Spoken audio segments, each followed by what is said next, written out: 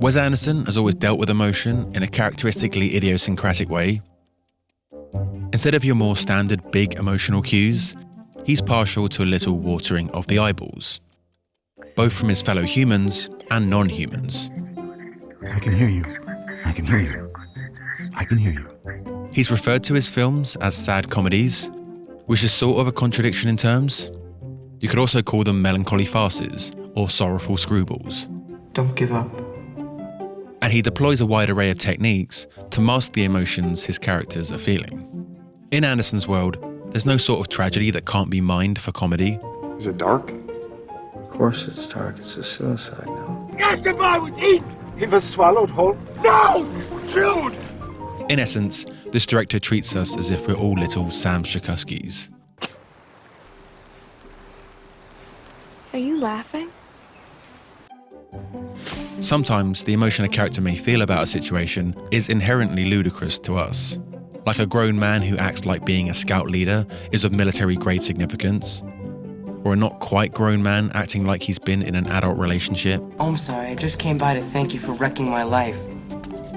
The scenario itself could also be absurd, like a motel worker washing dishes whilst having to translate the brutal news that a character's love isn't reciprocated. You're like paper, you know, you're trash. Like trash. Anderson famously directs his actors to flatten their dialogue so that it's hard to take their emotional outbursts seriously. No, I want to die. Charlie Chaplin once said that life is a tragedy when seen in close-up, but a comedy in long shot. Where's the doctor? And Anderson's self-conscious style creates barriers between us and his characters. In Moonrise Kingdom, the elaborate tracking shot that moves through a house suggests an orderly, well-adjusted home, but it's actually putting a veneer on a troubled family. Or in The Life Aquatic with Steve Zissou, the lines are blurred between reality and the documentary that is being made of these seafarers' exploits. When Ned has a near-death experience and needs mouth-to-mouth, 2, 3, come on. Steve acts like he's genuinely concerned for his possible son, which I'm sure he is, but then a light meter comes into shot. How you shooting this, Vic, wide open? It makes us aware that the relationship Steve has formed with Ned is partly to add drama to his work. See, Renzo, this is what I'm talking about, a relationship subplot. This could be Anderson acknowledging his own emotional manipulations as a director, as well as the artifice he constantly deploys in his films.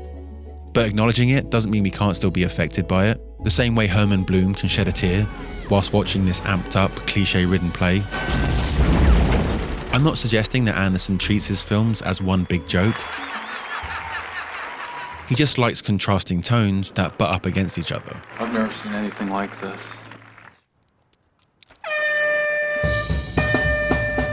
A character's intense emotional state that causes them to perform obscene safety protocols is funny at first, until it's swiftly undercut with the tragedy that is making him act that way. Uzi, emergency, let's go! It's as if we're put in a heightened state, which makes us more open and vulnerable when the drastic switch comes. Where did you get that nutmeg ginger apple snap? And why are you wearing that fake bandit hat? We went to steal back your tail. Before that, I was a skillet scrubber. Experience 0.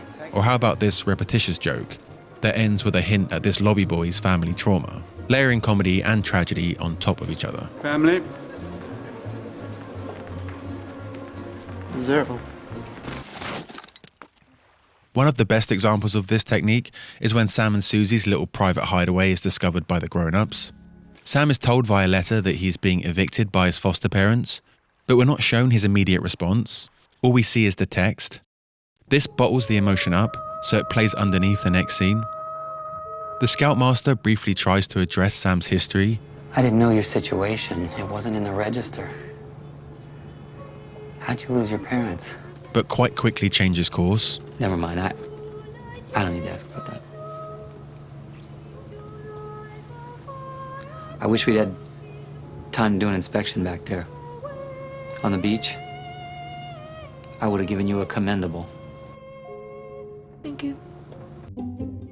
To revert to talking about the camp Sam built is funny, but the emotion still hits us, and it feels like a realistic scene, as people will always try to find ways to not talk about raw issues directly. Anderson's irregular approach to his character's trauma often rings true to life. Do you still love us? Of course I do.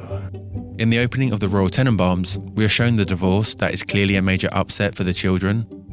But instead of it being an intimate conversation, there's a distance between the father and children, which is comically exaggerated by the long table and wide-angle lens. It both illustrates the impending separation, as well as Royal's general distance as a father. Also in this opening, we get this. This is my adopted daughter, Margot Tenenbaum. The line is funny because of its harshness and establishes how oblivious Royal is to his children's feelings. Yet, like the divorce, it's surely not a joke for the adopted daughter herself. But when you're a child, you're less aware of what's happening to you. You may not realise the weight of the situation or the lifelong issues it may cause. So Anderson's comic distance actually feels like the right way to portray the Tenenbaums' childhood. Anderson's masking of emotion also reflects the mindset of many of his older characters. Zero Mustafa tends to narrate the more fantastical elements of a story, leaving out the parts that are too painful. This was also when I met Agatha. But we won't discuss that. Max Fisher, one of Anderson's many control freaks, seems to occupy himself with so many activities to distract himself from the grief of his mother dying. What would be the scientific purpose of killing it? Similarly, Steve Zissou is obsessed with hunting down a shark. Revenge. As if this sea creature had human-like malicious intent, instead of accepting what the shark represents, nature's indifference to our suffering. The same way Dignan clings on to his harebrained schemes to find a sense of order in his life. That's what's important for us. You really got a well planned out. Well, next 50. Or how M. Gustave adheres to the customs of his world to give a similar sense of order. The Whitman brothers self-medicate to mask their emotions, and it isn't just drug-based. Here Jack is desiring Rita, who he will eventually use to distract himself from his ex. This is followed by an unbroken shot that pans over to the medication, which is then linked to their father's keys, which Peter has taken to almost pretend his father never died. Are these Dad's keys? Yeah. You've got his car keys too. Where's those nuts at? And then Jack acts on his desire, finding an excuse to speak with Rita. All the individual elements in this shot are methods the brothers are using to conceal the pain in their lives. I got it. When Peter reads Jack's story about their father's funeral, he pulls down his sunglasses to hide his emotion. Is it supposed to be sad? I think so. Only feeling like he can be vulnerable in his own space. It's not until they are confronted with death again that they are able to deal with their pain head on and can quite literally take their masks off, looking into the lens as if they're finally acknowledging their shared trauma. I think a core reason why Wes Anderson deploys these techniques is because he doesn't want cheap signposts telling the audience how to feel. He instead likes to layer emotion throughout the film, as if it represents the repressed emotion we tend to bury inside of us. Eventually, like a dam that is ready to burst, it will all come out. Often when a character has reached the limit of their coping strategies. What on God's earth possessed you to leave the homeland where you very obviously belong? The war. I need help. And as he's progressed as a filmmaker, he's able to achieve his effects in a more concentrated way. We're in love. We just want to be together. In films like Rushmore, the melancholy aspects might take up whole sections of the narrative, whereas later he'll do it in more brief interactions. Good night. Which I find makes it more potent. This brings us to The French Dispatch.